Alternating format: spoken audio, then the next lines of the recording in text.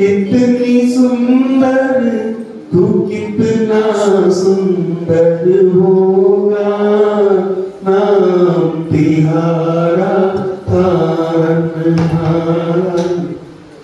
तुमने तारे लाखों प्राणी, अब तक मेरी बारी है। दुखियों का दुख हरने वाली तेरी प्रतिमा न्यारी है। दुखियों का दुख हरने वाली तेरी प्रतिमा न्यारी है। मोक्ष मार्ग को पाने को जी गुरुवर का प्रवचन हो। तेरी परिक्रमा इतनी सुंदर, तू कितना सुंदर होगा, नाम तिहारा तारनहारा। अरे भैया शास्त्र में कर दो।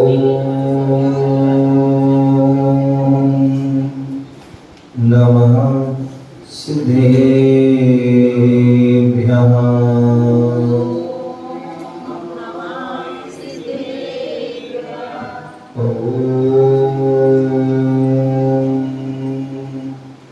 नमः सिद्धेभ्यः।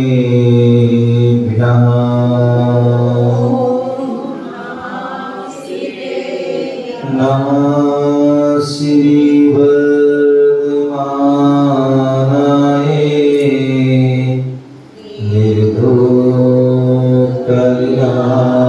निर्धूतकल्याणमये शालोकानां त्रिलोकानां यद्विद्या दर्पणायते। यद्विद्या दर्पणायते। गुरुवापान्तिनो नित्यं ज्ञानदर्शनायका।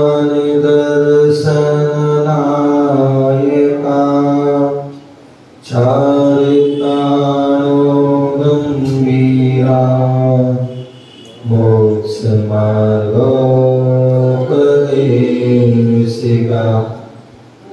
मोक्षमार्गोपदेशिका।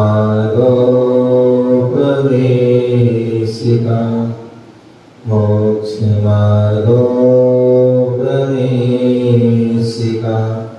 बोले अनंतानंद सिद्ध परमेष्टि भगवान की।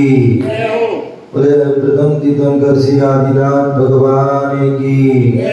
बोले चिंतामणि पारसनाथ भगवान की। जयकारा कैसे लगता है?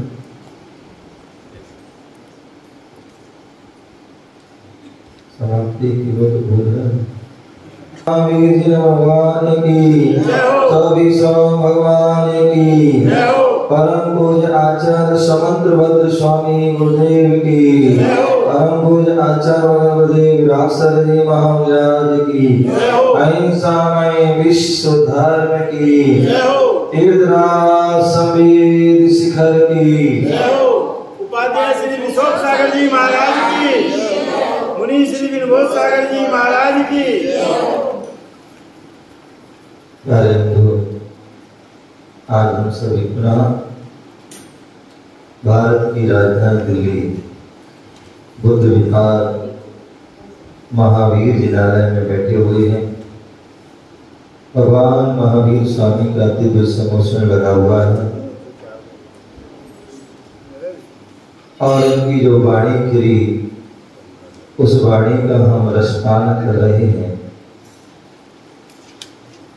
आचार्य सुमंत्रभद्र स्वामी रत्नगण श्रावकाचार्य ग्रंथ के माध्यम से श्रावकों का आचरण, श्रावकों के कर्तव्य, श्रावकों के मूल गुण, श्रावकों की प्रतिमा आदि का सविस्तार वर्णन कर रहे हैं।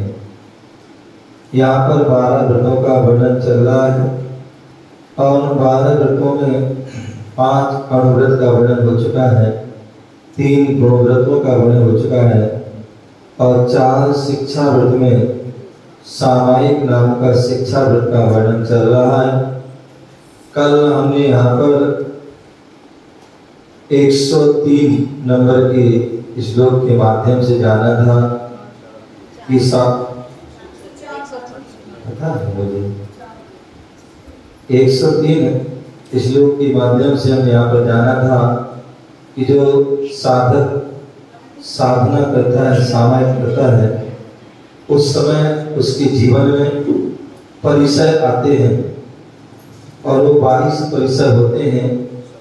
उन 22 परिसरों को वह समता भाव से वह सहन करता है।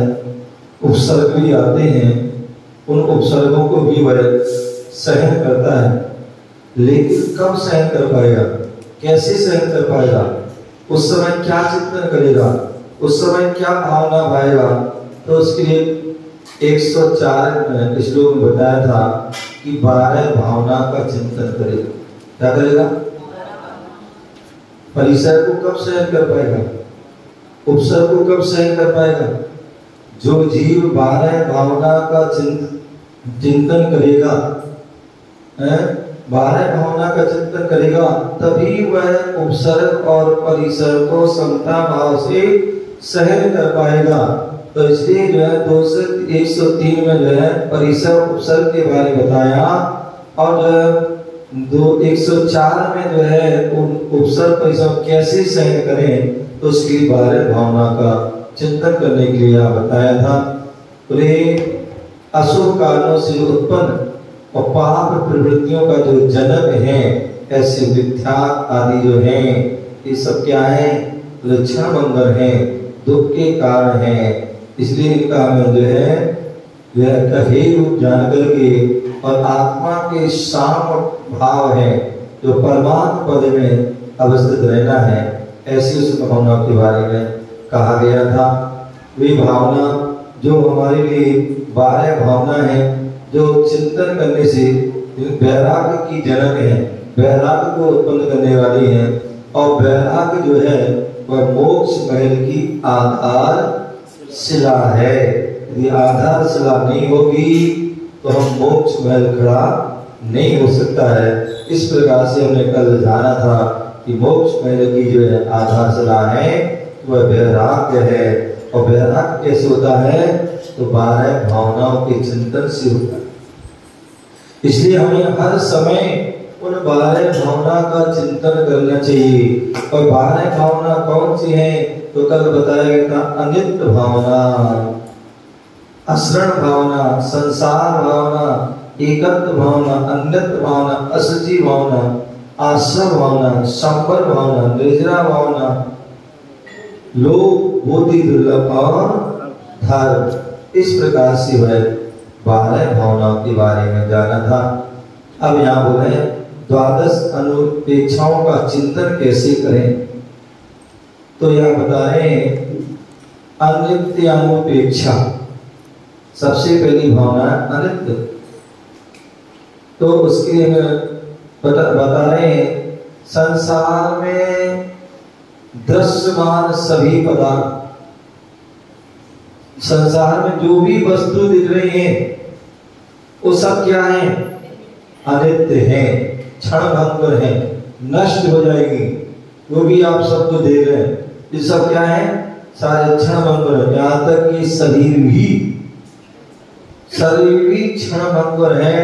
कब नष्ट हो जाए कुछ पता नहीं, कब अंतिम सांस हो जाए, कौन सी सांस कब रुक जाए कुछ पता नहीं है। सोते सोते भी रुक सकती है, जागते जागते भी रुक सकती है, खाते पीते भी रुक सकती है, चलते फिरते भी रुक सकती है। तो इसलिए बोले संसार में दृश्यमान सभी पदार्थ क्या है? अनित्य है। मात मेरा जो आत्मा है क्या है? जो मेरी मात आत्मा है, जो ज्ञाता दृष्टा स्वरूप है। कैसी है? मात्र मेरा ज्ञाता दृष्टा आत्म स्वरूप ही नित्य है, क्योंकि आत्मा अभी उसका जो है आनी से जो सड़ती नहीं है, अग्नि से जो जलती नहीं है। हाँ? पानी से वो सड़ती नहीं है और अग्नि से वो जलती नहीं है, जिसका ना जन्म होता है ना मरण होता है, ऐसी वह शाश्वत आत्मा है, वह कभी नष्ट नहीं होती। इसलिए आचार्य भगवंतों में अध्यात्म ग्रंथों में उनसे पूछा गया कि बताइए जीव नित्य है कि अनित्य है? जीव नित्य है कि अनित्य है? जैन धर्म हमारा शादवाद में धर्म है, अनेकांत में धर्म है। शादवाद में जहां पर शाद अस्ति शाद नास्ति, क्या शाद अस्ति शाद नास्ति आदि शब्द बने हैं। शाद अस्ति जीव है और शाद नास्ति जीव नहीं है। जीव नित्य भी है और अनित्य भी है। तो पर्यायिक दृष्टि से जीव क्या है? अनित्य है, क्षण भंगुर है। और आत्मा की दृष्टि से जीव क्या है? नित्य है, क्योंकि वह हमेशा। तो इसलिए संसार में जितने भी दृश्यमान पदार्थ हैं वो सभी क्या है? अनित्य है, पौद्गलिक है। मात्र मेरा ज्ञाता दृष्टा आत्मस्वरूप ही नित्य है, ऐसा पुनः पुनः चिंतन करना ये क्या है? अनित्य भावना है। असरणुपेक्षा शरणानुपेक्षा पंच परमेष्टि, क्या पंच परमेष्टि एवं आत्मस्वरूप के अतिरिक्त विश्व में पंच परमेष्टि आचार्य उपाध्याय साधु एवं आत्मस्वरूप के अतिरिक्त विश्व में मणि, मंत्र, तंत्र, देवी देवता आदि कोई भी शरण नहीं है। क्या? पंच परमेष्टि एवं आत्मस्वरूप के अतिरिक्त पंच परमेष्टि एवं आत्मस्वरूप के अतिरिक्त हमारे 4 शरण कही है। अर्हन्ते शरणं प्रव्रजामि, सिद्धे शरणं प्रव्रजामि, साधु शरणं प्रव्रजामि। और साधु में ही आचार्य उपाध्याय भी आ गए, तो 5 परमेष्टि हो गए। और आत्मस्वरूप हमारा धर्म है, तो ये केवली विनीत धर्म हो गया। तो ऐसे जो है 5 परमेष्टि एवं आत्मस्वरूप के अतिरिक्त विश्व में ना मणि, ना मंत्र, ना तंत्र, ना देवी, ना देवता अथवा कोई भी परिवारजन, कोई भी शरण नहीं है। पुनः पुनः इसका चिंतन करना। अन्यथा आप सोचते हैं हमारी माता शरण है, पिता शरण है, पुत्र शरण है, बेटी शरण है, ये शरण है, वो शरण, कोई भी शरण नहीं, केवल पंच परमेष्टि ही शरण है। और हमारा आत्मस्वरूप रूप जो हमारा धर्म है वो ही शरण है, इसके अलावा कोई भी शरण नहीं है। किसी प्रकार कोई भी मणि, इतनी प्रकार अनेक प्रकार की मणि होती है, नील मणि आदि, ये मणि वो मणि, कोई भी मणि, कोई भी मंत्र, कोई भी तंत्र या कोई भी देवी देवता हमारी कोई भी शरण नहीं है। पुनः पुनः इस प्रकार चिंतन करना असरण अनुपेक्षा है। संसारानुपेक्षा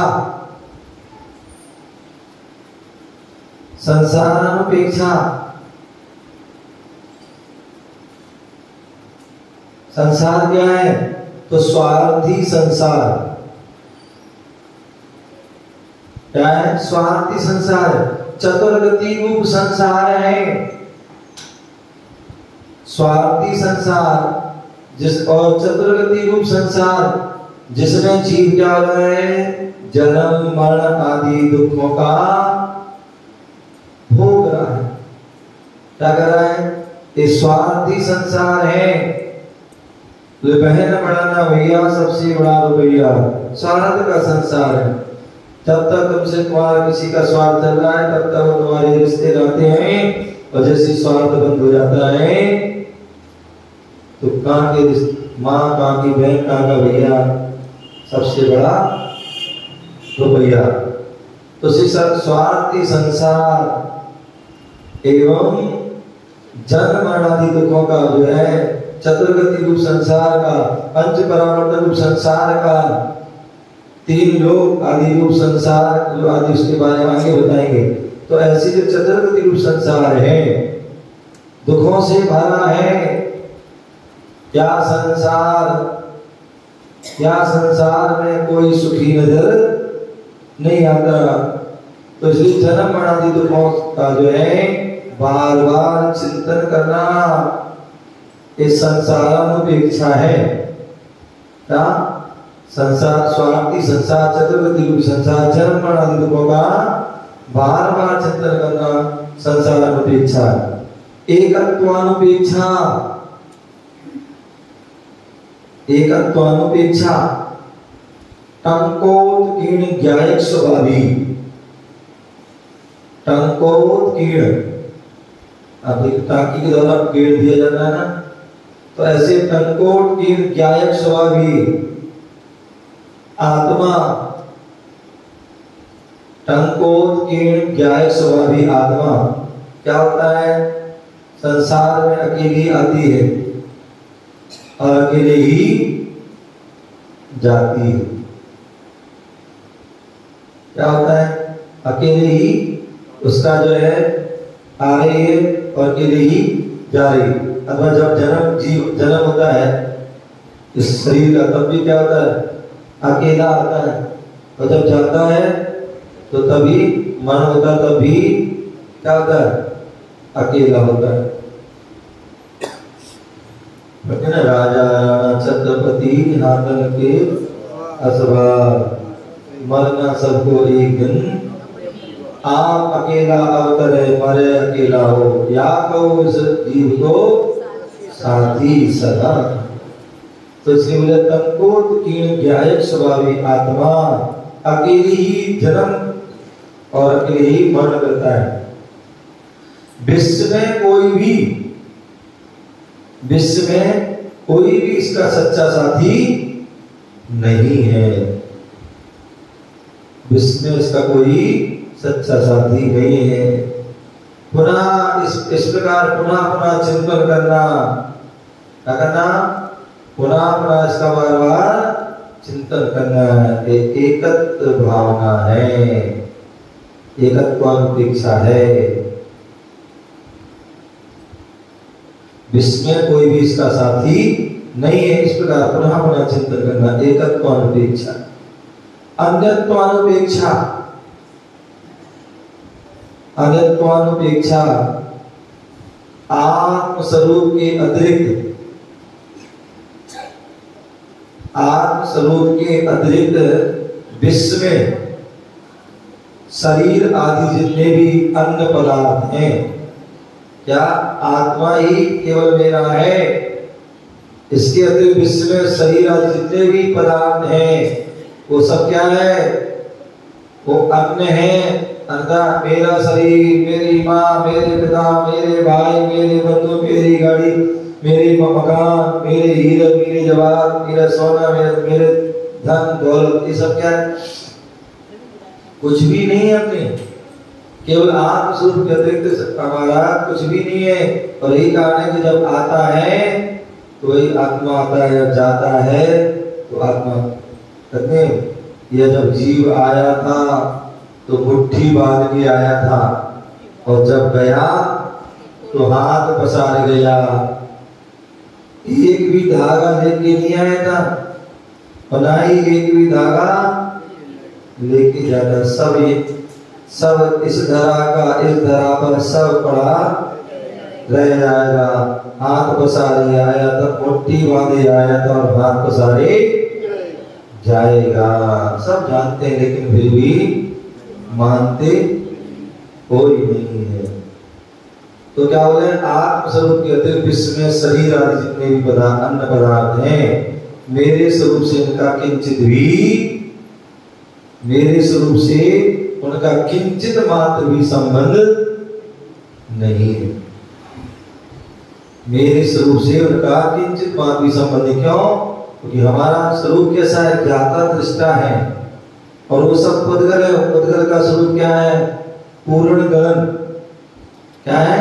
पूर्ण गण, अथवा स्पर्श रस गंध वर्ण रूप उनका स्वरूप है। तो मेरे स्वरूप से उनका किंचित मात्र भी संबंध नहीं है। पुनः पुनः ऐसा चिंतन करने को अनित्यानुपेक्षा कहते हैं। पुनः पुनः ऐसा चिंतन करने को अनित्यानुपेक्षा। अशुच्यानुपेक्षा, अशुच्यानुपेक्षा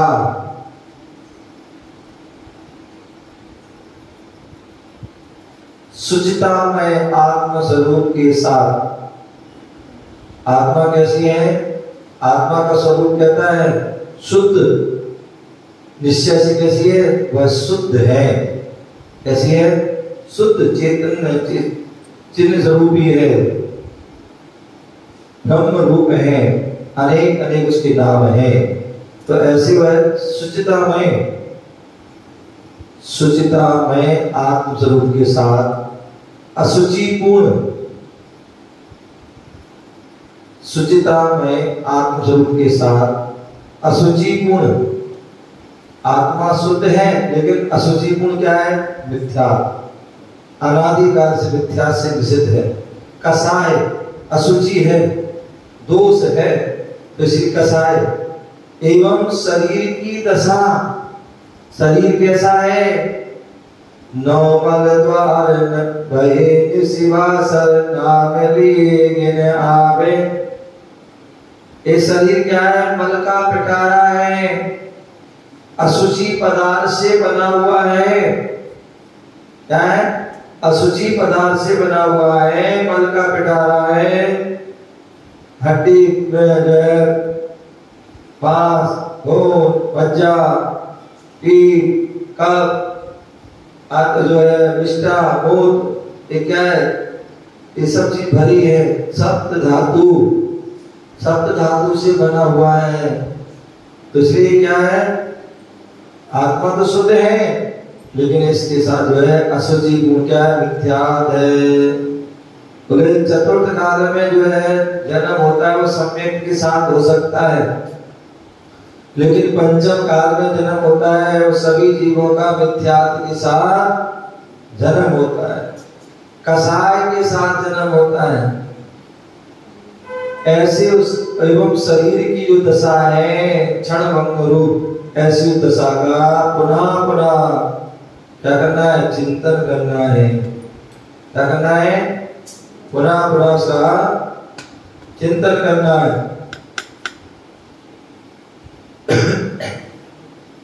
ये क्या है? अशुचि अशुच्यानुपेक्षा है। क्या है? अशुचि अनुपेक्षा। आश्रवानुपेक्षा, आश्रवानुपेक्षा संपूर्ण आश्रव, संपूर्ण आश्रव को दुख का हेतु,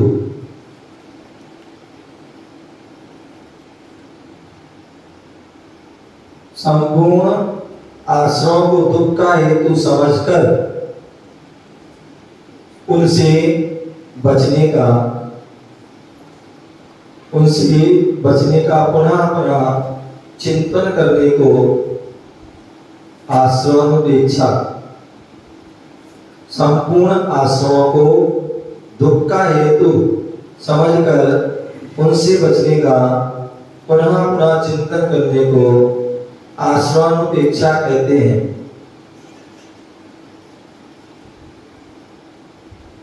आश्रव जो कर्मों के माध्यम से जो आश्रव आते हैं और आत्मा से जो मिल जाते हैं, ऐसे वह आश्रव दुख के कारण है। और वह दुख जो आश्रव किन किन से होता है, किन किन कारण है, तो उनके लिए बताया है, हम पढ़ते भी हैं। 12 भवनादि में क्या पढ़ते हैं? पन मिथ्याति योगे द्वादश अवृत। क्या पन मिथ्याति योग 15 द्वादश अवृति जानो, पंच 20 कसाई मिले सब 57 मानो।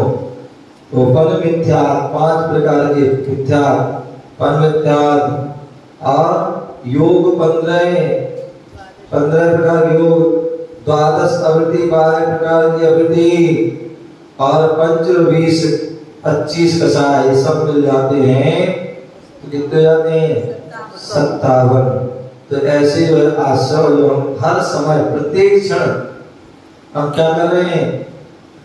प्रत्येक समय जो है अशुभ आश्रव आदि चल रहा है, क्योंकि हम पाप आरंभ सारंभ की क्रियाओं में लगे हुए हैं तो अशुभ आश्रव चल रहा है। और यदि हम धार्मिक क्रियाएं कर रहे हैं तो उससे हमारा शुभ आश्रव होगा। अशुभ आश्रव से पाप का बंध होगा और शुभ आश्रव से पुण्य का बंध होगा। जो हमारे अशुभ विचार, अशुभ मन की जो विचार होते हैं, अशुभ वचन होते हैं, अशुभ की क्रिया होती है, तो इससे हमारा अशुभ आश्रव होता है। मन में अच्छा सोचते हैं, अच्छा बोलते हैं, अच्छी क्रिया करते हैं तो इससे शुभ आश्रव होता है। तो ऐसे आश्रवानुपेक्षा संपूर्ण आश्रव को दुख का हेतु समझकर उनसे बचने का पुनः चिंतन करने को क्या कहते हैं? आश्रवानुपेक्षा। संबरानुपेक्षा, जहाँ आश्रव होता है तो उस आश्रव के रोकने की संबर भी कहा गया है। तो संबरानुपेक्षा त्याग तपस्या, त्याग तपस्या एवं वीतराग भाव के साथ, त्याग तपस्या एवं वीतराग भाव के साथ कर्म निरोध हेतु, कर्म रोध और कर्म रोकने हेतु किए जाने वाले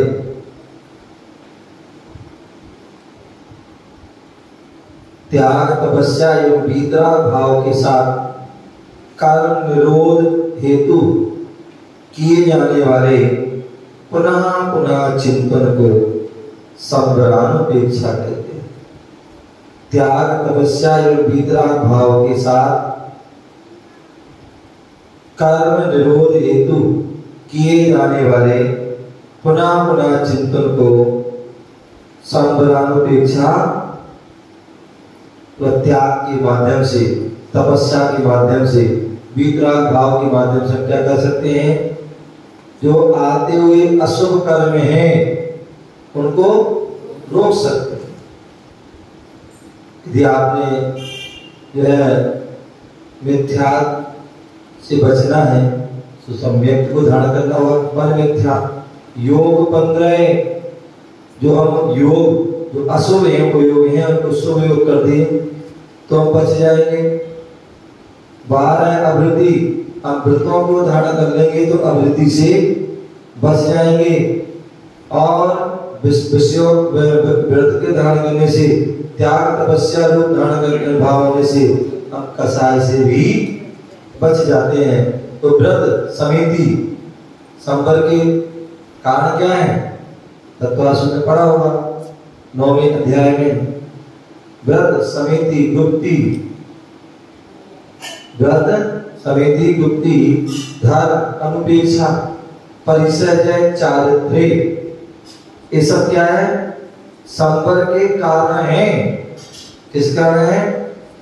संबर के कारण, व्रतों को धारण कर, समिति गुप्ति धर्म अनुपेक्षा परिसर्जय और ये चारित्र्य, ये सब क्या है? संबर के कारण है। क्या है? संबर। निर्जरानुपेक्षा, सम्यक रत्नात्रय, सम्यक रत्नात्रय। और सम्यक रत्नात्रय क्या है? सम्यक दर्शन, सम्यक ज्ञान, सम्यक छल। एक क्या है? सम्यक रत्नात्रय एवं तप के माध्यम से, सम्यक रत्नात्रय एवं तप के माध्यम से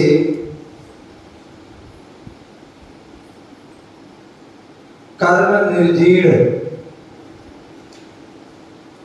कर्म निर्जीर्ण करने की प्रक्रिया, कर्म निर्जीर्ण करने की प्रक्रिया के पुनः पुनः चिंतन को सम्यक रत्नात्रय एवं तप के माध्यम से कर्म निर्जीर्ण करने की प्रक्रिया को पुनः पुनः चिंतन करने को, पुनः पुनः चिंतन को निर्जरानुपेक्षा कहते हैं।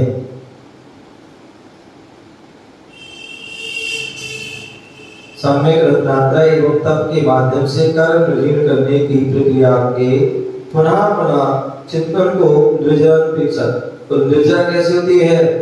तपसा निर्जरा छे, क्या तपसा निर्जरा कर्म ख्यातम तपते इति तपः। तो जो हम सम्यक तप को धारण करते हैं, जो अंतरंग और बहिरंग और जिसके छह जो भेद हैं तप के, ऐसे तप को धारण करते हैं, उससे कर्मों की क्या होती है? निर्जरा। कहते हैं निर्जरा के भी दो भेद हैं, एक सविपाक और एक अविपाक।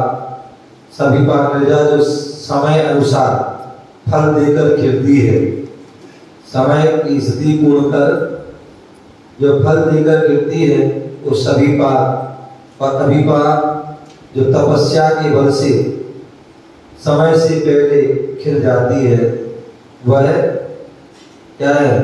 अविपाक निर्जरा कहते हैं। तो ऐसे एक दो प्रकार की वह निर्जरा होते हैं। लोकानुपेक्षा, लोकानुपेक्षा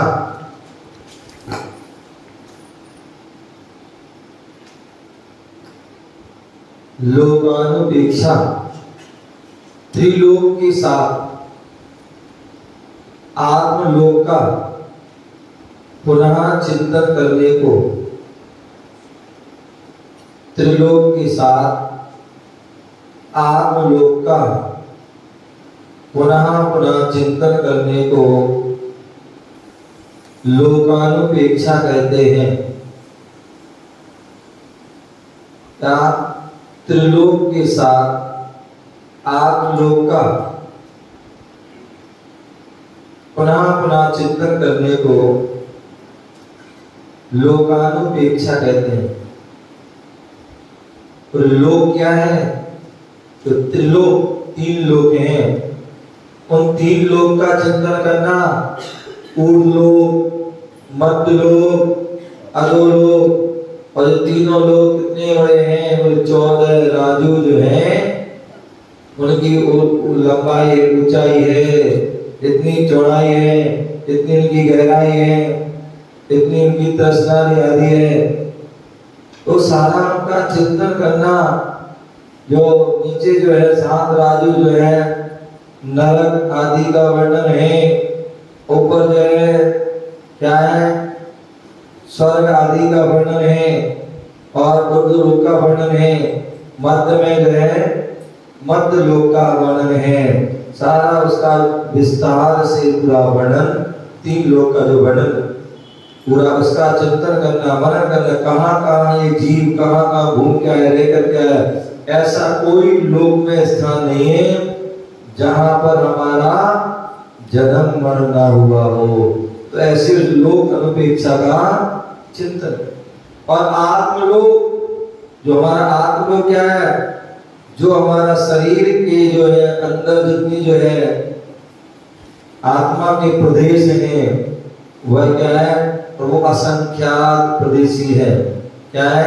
आत्मा लोक का जो है क्या है? विस्तार असंख्यात लोक प्रमाण है, असंख्यात प्रदेशी है। तो ऐसे त्रिलोक के साथ और आत्मलोक का पुनः पुनः चिंतन करने को क्या कहते हैं? लोकानुपेक्षा कहते हैं। बोधि दुर्लभानुपेक्षा, क्या? बोधि दुर्लभानुपेक्षा, दुर्लभता से प्राप्त, दुर्लभता से प्राप्त रत्नात्रय स्वरूप की प्राप्ति, दुर्लभता से प्राप्त रत्नात्रय स्वरूप की, रत्नात्रय स्वरूप की प्राप्ति के पुनः पुनः चिंतन करने को, दुर्लभता से प्राप्त रत्नात्रय स्वरूप की प्राप्ति के पुनः पुनः चिंतन करने को बोधि दुर्लभानुपेक्षा कहते हैं। जब बारह भावना पढ़ते हैं तो कैसे प्रभु से पूरा लिखा है, कैसे हम निगोद से लेकर के आए हैं, बड़ी दुर्लभता से निगोद से लेकर के आए, वहां से फिर एक इंद्रिय हुए हैं, पृथ्वी जल अग्नि वायु वनस्पति हुए, वहां से फिर जो है दो इंद्रिय तीन इंद्रिय चार इंद्रिय असंगी संगी देव नारकी मनुष्य आदि हुए। और उन मनुष्य में भी हम जो है जाओ मनुष्य में भी जो हम अन्न जो है को भोग भूमि आदि में, भोग भूमि आदि में, मरीच खंड आदि में हमने जन्म लिया और बड़ी दुर्लभता से हमें क्या आर खंड में, भरत क्षेत्र में और जो उत्तम कुल में, उत्तम जाति में, सर्वांग शरीर में प्राप्त हुआ, जैन कुल आदि मिला। ये सब क्या है? और उस जैन धर्म को पाकर भी सम्यक देव सार गुरु का सानिध्य मिलना, सम्यक दर्शन को प्राप्त करना, सम्यक ज्ञान को प्राप्त करना और सम्यक चारित्र को प्राप्त करना, रत्नात्रय को प्राप्त करना, ये सब जो है क्रम क्रम से पूरी बोधि दुर्लभ ऐसे में भावना का चिंतन करना। धर्मानुपेक्षा,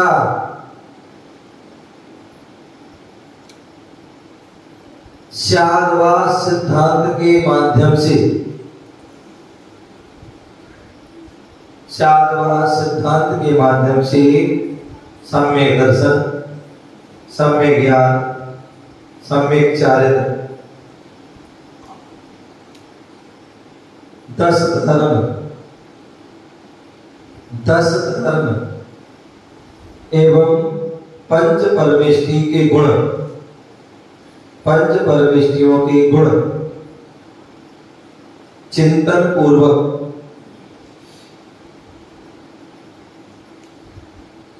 पंच परमेष्टि के गुण चिंतन पूर्वक आत्मा को परमात्म पद में, आत्मा को परमात्म पद में अवस्थित करने को,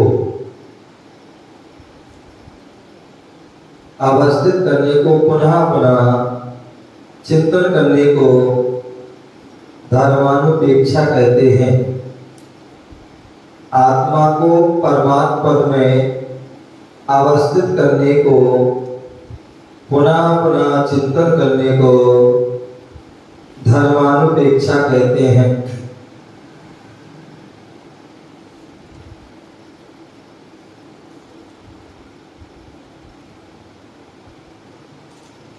शादवाद सिद्धांत के माध्यम से सम्यक दर्शन, सम्यक ज्ञान, सम्यक चारित्र, 10 धर्म एवं पंच परमेष्टि के गुण चिंतन पूर्वक आत्मा को परमात्म पद में अवस्थित करने को, पुनः पुनः चिंतन करने को धर्मानुपेक्षा कहते हैं। 12 अनुपेक्षाओं के चिंतन से क्या लाभ?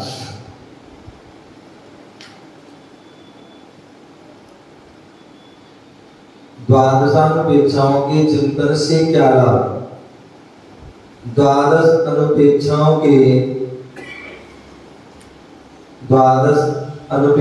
के चिंतन से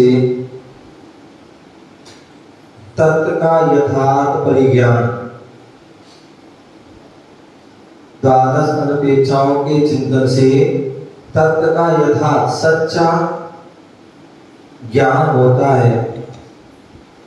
तत्व का यथार्थ परिज्ञान मतलब सच्चा ज्ञान होता है एवं संसार शरीर भोगों से वैराग्य। संसार शरीर भोगों से वैराग्य। तत्व का यथार्थ परिज्ञान होता है। तत्व का यथार्थ परिज्ञान होता है संसार शरीर भोगों से वैराग्य। संसार शरीर भोगों से वैराग्य की जागृति, वैराग्य की जागृति पूर्वक आत्म स्वरूप के प्रति रुचि, आत्म स्वरूप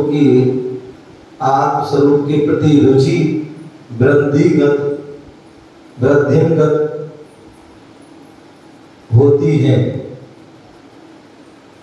वैराग्य की जागृति पूर्वक आत्म स्वरूप के प्रति रुचि वृद्धिगत होती है, क्योंकि द्वादश अनुपेक्षाओं को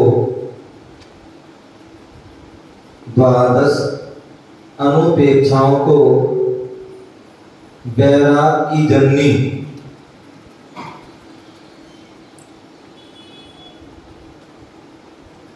द्वादश अनुपेक्षाओं को वैराग्य की जननी निरूपित किया है। कहा गया है द्वादश अनुपेक्षाओं को वैराग्य की जननी निरूपित किया है, बताया गया है।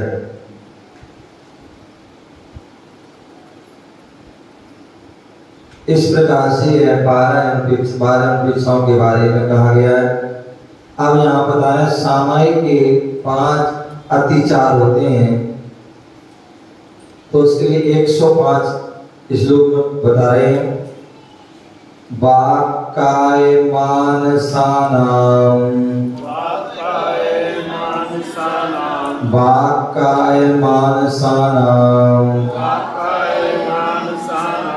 दुःखिदानां नादरस नास्मरणे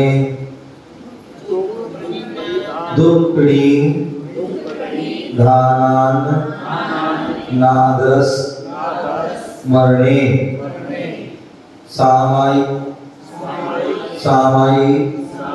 सामायिकस्याति गमः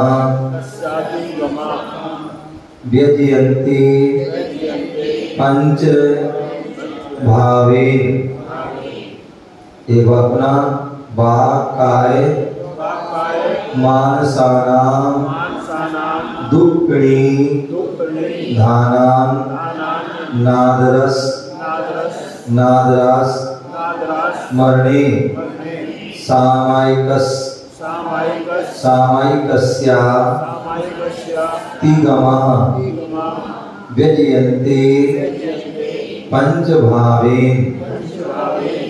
हाँ, वाक्काय मानसानां दुःखिदानां नादरस स्मरणे सामायिकस्याति गमः व्यजयन्ते पंच भावेन। पढ़िए।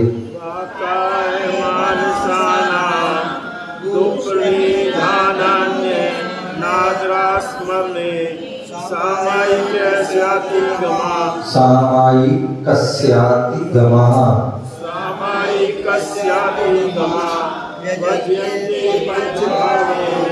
व्यजयन्ते पंच भावेन। तो यहाँ बता रहे हैं वाक्काय मानसानां दुःखिदानानि वचन दुष्प्रवृत्ति, काय दुष्प्रवृत्ति मना दुष्प्रवृत्ति, तो तीनों योगों की दुष्प्रवृत्ति को रोकना, और अनादरस मरणे और अनुत्साह विस्मरण पंच भावेन परमार्थ से ये पांच सामायिकस्यातिगमा विजयन्ते, सामायिक के पांच, सामायिक की जो पांच जो है अतिचार प्रकट किए जाते हैं। क्या बोलते हैं? पांच अतिचार कौन से हैं?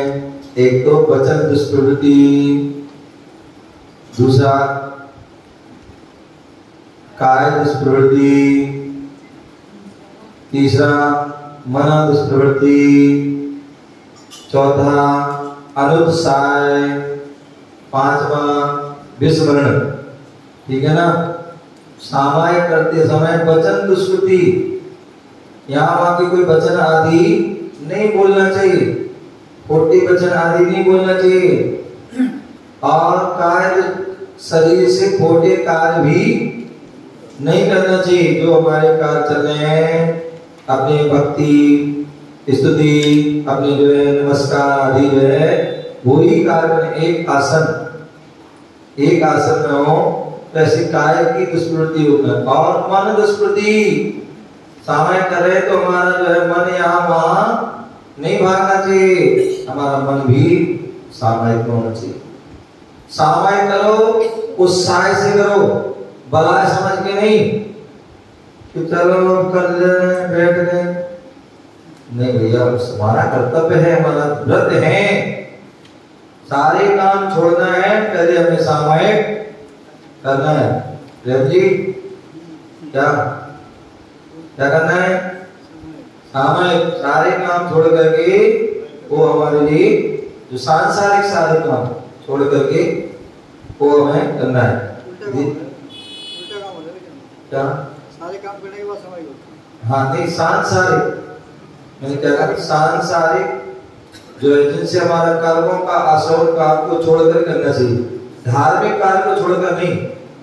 यदि आप धार्मिक कार्य कर रहे हैं तो वो तो करते रहिए, कोई दिक्कत नहीं, लेकिन सांसारिक कार्य नहीं करना। नहीं तो आराम साराम यहाँ घूम रहे, फिर रहे, सो रहे, टीवी देख रहे, मोबाइल चला रहे, ये सब क्या है? ये सांसारिक कार्य है। यदि हम पूजा विधान कर रहे हैं, कोई बात, आप आहार दान कर रहे हैं, तीर्थ यात्रा कर रहे हैं, गुरु की सेवा कर रहे हैं, ये सब क्या है? ये धार्मिक कार्य है, तो बिल्कुल ही छोड़ना है। सांसारिक कार्यों को छोड़ करके उत्साह पूर्वक, अनुत्साह बेमन से नहीं करना है, उत्साह पूर्वक। और विस्मरण, सामायिक कर रहे हैं, पाठ करना भूल गए, अब किया कि नहीं किया, माला फेरी नहीं फेरी, कायेश्वर किया कि नहीं किया, संकल्प लिया कि नहीं लिया, ये सब क्या है? भूलना नहीं, इनको हमें याद रखना है कि कब हमें जो है दिशा बंधन करना है, कब हमारे लिए कायेश्वर करना है, कब आरोप करना है, कब शिवरात्रि करना है, कब नमस्कार करना है, कब संकल्प लेना है, ये सारी कब हमें जो है सिद्ध भक्ति, चैत भक्ति, पंचभक्ति, समाधि भक्ति पढ़ना है, सामायिक पाठ पढ़ना है, आदि जो भी माला पढ़ना है, आत्मचिंतन करना, वो सब हमें याद होना चाहिए। अर्थात तीनों समय में अलग-अलग कर सकते हैं। क्या चीज? जैसे 3 बार करते हैं तो अलग-अलग पाठ कर सकते हैं। नहीं, तीन जो है सामायिक करना है तो उस समय चैत भक्ति, पंचभक्ति, समाधि भक्ति तो करनी है हर सामायिक, और इसके अलावा आप सामायिक पाठ भी समय है कर सकते हैं। उसके अलावा यदि समय है तो अन्य भावना, वैराग भावना आदि भी समाधि भावना पढ़ सकते, नहीं है तो जो है सामायिक पाठ कर। ये 3-4 भक्त करनी है, चैत भक्ति, पंचभक्ति, समाधि भक्ति और सामायिक पाठ, ये तो करनी है, ठीक है ना? तो इसलिए तो उत्साह पूर्वक करना है, और विस्मरण भी नहीं होना चाहिए। शब्दार्थ, वाक माने वचन, वाक वचन, काय माने शरीर, मानसानाम नो इंद्रियों का दुप्पड़ी धारानी चलायमान करना, नो इंद्रियों का चलायमान करना, नो इंद्रियों मतलब मन, चलायमान करना, अनादर अनुत्साह, अस्मरणीय भूल जाना, पंच माने पांच, भावे परमार्थ से, ये क्या कहे? सामायिक के अतिचार कहे, विशेषार्थ मिट्टी धूल आदि पदार्थ, मिट्टी धूल आदि पदार्थ जिस प्रकार निर्मल नीर को, निर्मल नीर माने पानी को मलिन बना देते हैं, क्या मिट्टी हो या धूल आदि जो पदार्थ हैं वो क्या करते हैं? निर्मल नीर को मलिन बना देते हैं। उसी प्रकार अतिचार पवित्र व्रतों को दोष युक्त बना देते हैं। कितनी सुंदर बात कही है। मिट्टी होती है, धूल है, ये जो पदार्थ हैं वो क्या करते हैं? निर्मल पानी को क्या कर देते हैं? मट पानी में आप मिट्टी डाल दीजिए, धूल डाल दीजिए, क्या हो जाएगा? गंदा हो जाता। उसी प्रकार अतिचार पवित्र व्रतों को, जहां पर अतिचार होंगे वहां पवित्र व्रतों को दोष युक्त बना देते हैं। अन्य व्रतों की भांति, अन्य व्रतों की भांति सामायिक शिक्षा व्रत के भी, सामायिक शिक्षा व्रत के भी 5 अतिचार हैं। जब ये 5 जो है शिक्षा व्रत के अतिचार बता रहे हैं तो सामायिक प्रतिमा के तो फिर और विशेष को पालन करना है। तो इसलिए क्या कर रहे हैं? अन्य व्रतों की भांति सामायिक शिक्षा व्रत के भी 5 अतिचार हैं। मन का कुत्सित, मन का कुत्सित क्रियाओं में प्रवृत्त होना, मन का कुत्सित मतलब खोटी क्रियाओं में प्रवृत्त होना, वाणी का अप्रशस्त प्रयोग करना, वाणी का अप्रशस्त, जब भी व्यक्ति बोलता है कटु शब्द बोलता है, कठोर बोलता है या गाली गलौज करता है, अपशब्द बोलता है, ये क्या है? वाणी का अप्रशस्त प्रयोग करना। अर्थात जब भी व्यक्ति बोलता है प्रशस्त, अच्छे वचन, मधुर वचन, प्रिय वचन, तो वाणी का अप्रशस्त प्रयोग करना। शरीर के अंगों पांगों का, शरीर के अंगों पांगों का अस्थिर चलायमान होना, बैठे बैठे हाथ हिला रहे, बैठे बैठे पैर हिला रहे, बहुत से लोगों की आदत होती है क्या? बैठे बैठे क्या है? अपशगुन है, अनर्थ है। बैठे बैठे क्या चल रहा है? हाथ पैर चला रहे, बैठे बैठे जो है पंजा चला रहे, उंगली चिटका रहे, तो ये सब क्या है?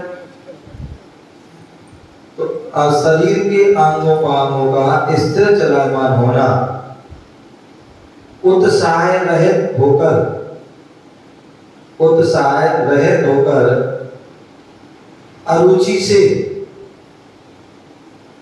एक तो उत्साह सहित होता है, एक उत्साह रहित होकर, एक रुचि पूर्वक पूरा, एक अरुचि।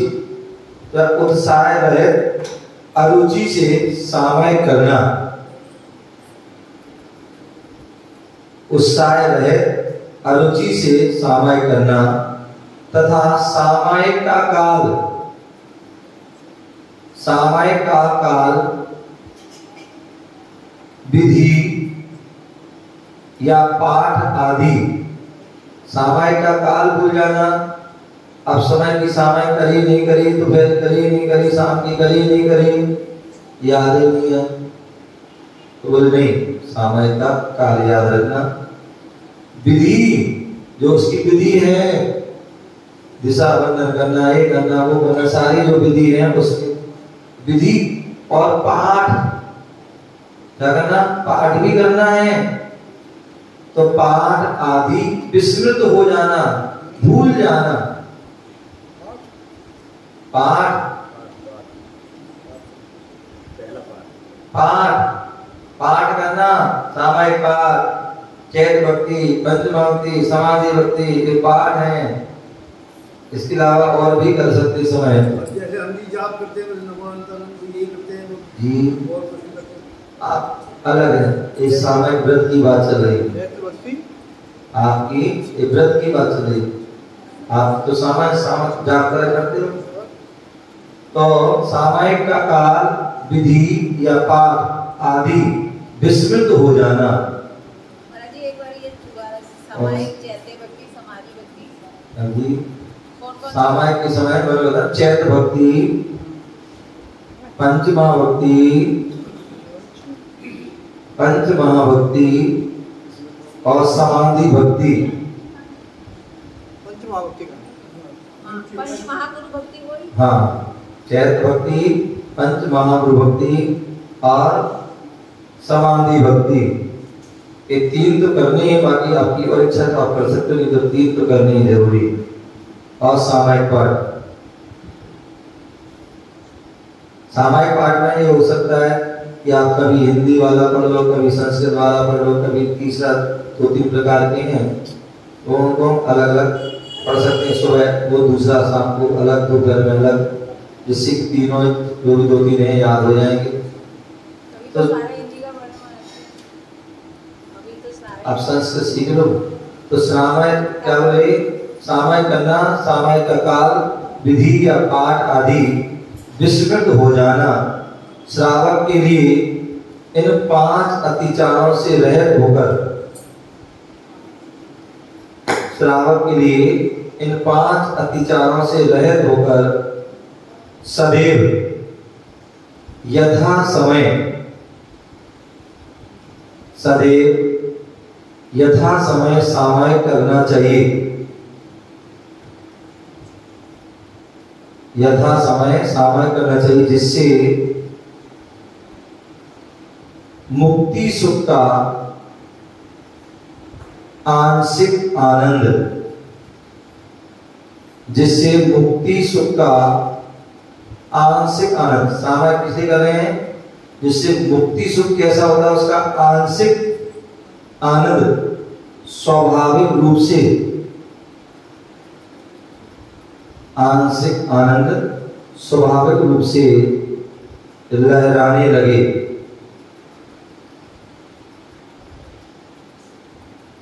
इस प्रकार से उसको जानना चाहिए। आगे इसकी परिभाषा आदि फिर बताएंगे। समय हो गया। जय बोलो महावीर भगवान की।